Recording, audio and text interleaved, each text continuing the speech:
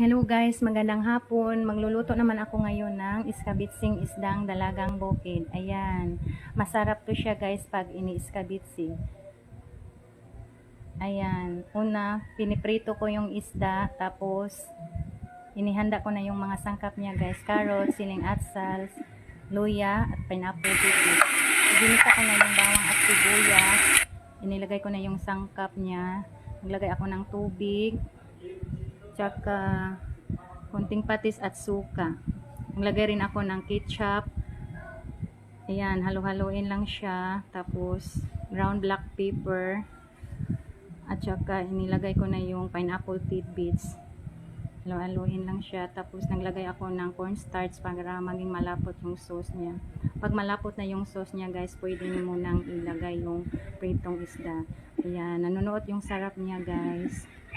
Thank you for watching. God bless.